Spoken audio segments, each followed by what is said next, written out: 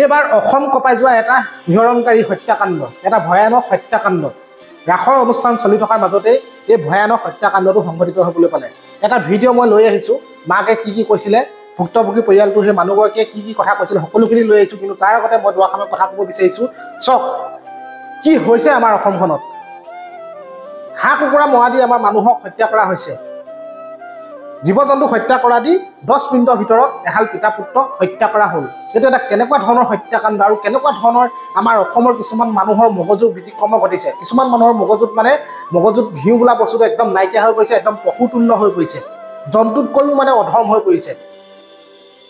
জন্তুবিলাকৰ যদি অকণমান কিবা এটা গুণ আছে, ভাল গুণ আছে, কিন্তু আমাৰ কিছুমান মানুহৰ মগজুত এই ভবা বোলা বস্তুটো, চিন্তা কৰা বস্তুটো একেবাৰেই নাইকিয়া হৈ গৈছে। এটা সাধাৰণ কথাৰ কাৰণেই সেই পিতা পুত্ৰক হানি খুচি হত্যা কৰা হ'ল 10 মিনিটৰ ভিতৰত। মই 10 মিনিটৰ ভিতৰত বুলি কি কাৰণে ক'লোঁ? যেতিয়া কাজিয়াখন সূত্ৰপাত হৈছিলে, এটা সাধাৰণ কথা আমি শুনিবলৈ পালোঁ যে কোনোবা এগৰাকী যিকেইজনে হত্যা কৰিছিলে তাৰ ভিতৰতে কোনোবা এজনৰ মাইকী মানুহে কিবা অসুৰপাত লৈছিলে। তাৰপৰা তেহেঁতি মানে সিহঁতৰ মাজতে কিবা এটা কাজিয়া লাগি আছিলে যে অসুৰপাতটো কেলৈ ল'ব লাগে, আমুক তামুক। তাৰপৰা এই ল'ৰাজনে ক'লে, যিজন মৃত্যু হ'ল, তেওঁ ক'লে যে অসুৰপাতটো লৈছে, পঢ়িনো কেলৈ বাধা দিছ বা হাক দিছ, এনেকৈ বুলি ক'লে। সেই কথাষাৰে বোলে ভয়ংকৰ ৰূপ ল'লে। সেই কথাষাৰৰ পৰাই কাজিয়া আৰম্ভণি হ'ল। আৰু মাকে ৰাস চাই থাকোঁতে গম পালে। তাৰপিছত বাপেক আহিছিলে, বাপেককো হেনো ঘোচা মাৰি অঁতৰাই দিলে। তাৰপিছত বাপেকে গৈ মাকক খবৰ দিলে, মাক আহিলে, মাকেও এনেকৈ কিবা কিবি ক'লে, মাককো ঘোচা মাৰি দিলে। তাৰপিছত তেহেঁতি ৰাস চাই আছিলে, কাজিয়াখন শেষ হ'ল বুলি ভাবিছিলে, মানুহ আহিছিলে, গাঁৱৰ মানুহ ইটো।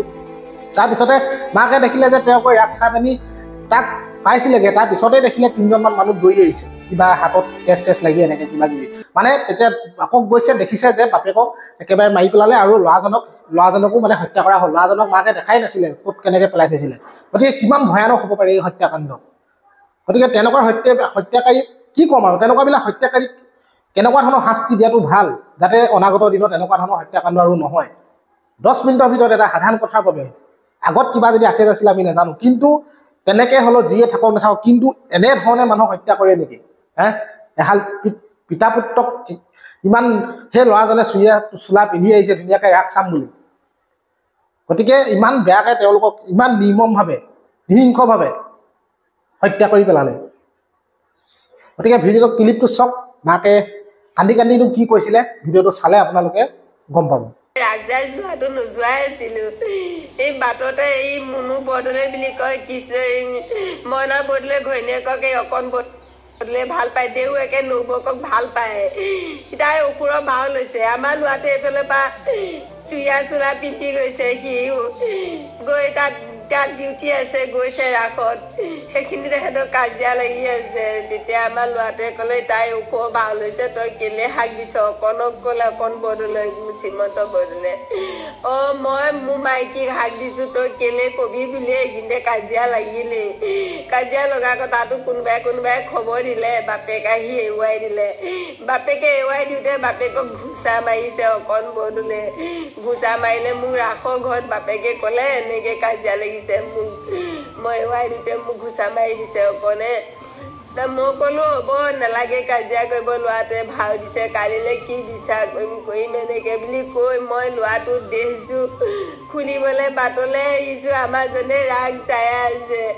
সিহঁতে মদন বৰদলৈ, অকণ বৰদলৈ, কৃষ্ণ বৰদলৈ, ফুচু বৰদলৈ, চাৰিটাই ঠিকা হাতত লৈ মই অহা দেখিছোঁ, তৰি আহিছে। মই কৈছোঁ, তহঁতে কাক মাৰি থৈ আহিছ বুলি কৈ মই উভতি গৈছোঁ। মানুহটো পৰি পেটটো ওলাই আছে। আচলতে কিনো ক'ম আৰু, আচলতে মানুহৰ আখেজ বোলা বস্তু এটা থাকে। হয়তো সেই আখেজৰ বাবে আজি সেই পিতা পুত্ৰহালক ইমান বেয়াকৈ, ইমান নিৰ্মমভাৱে হত্যা কৰি পেলালে। নাপায় দেই, মানে নাপায়। এনেকুৱা ধৰণৰ হত্যাকাণ্ড, এনেকুৱা ধৰণৰ ঘটনা একচুৱেলি মানুহৰ বাবে অকণমান ভাবিবৰ হ'ল। মানুহে মানুহক যিমানেই আখেজ নাথাকক, যিমানেই যি নহওক, কিন্তু এনেকৈ হত্যা কৰি মাৰি পেলাব নাপায়। আজি মাকজনীয়ে কান্দি কৈছে সেই মানুহগৰাকীয়ে যে মই অন্ততঃ চিকিৎসালয়লৈও নিবলৈ নাপালোঁ, ডক্টৰৰ ওচৰলৈও নিবলৈ নাপালোঁ। এনেকুৱাকৈ মানে 10 মিনিটৰ ভিতৰত এনেকুৱাকৈ মাৰিলে, চোকা অস্ত্ৰৰে ইমানেই তেওঁলোকক মানে 10 মিনিটৰ ভিতৰত বৰ মানে নিমিষতে শেষ কৰি পেলালে। গতিকে সেই পৰিয়ালটোৰ অৱস্থাটো কি হ'ল বাৰু, কি হ'ব এবাৰ বাৰু ভাবি চাইনে সেই মানুহবিলাকে, যিসকলে এনেকুৱা এটা কাম কৰিবলৈ আগবাঢ়ি আহে, তেওঁলোকৰ জীৱনটো এতিয়া কি হ'ব? তেওঁলোকে জানো তেওঁলোকে এবাৰো ভাবি নাচালে যে আমাৰ এনেকুৱা এটা কাম কৰিলে আমি বাৰু পিছৰ কি হ'ব?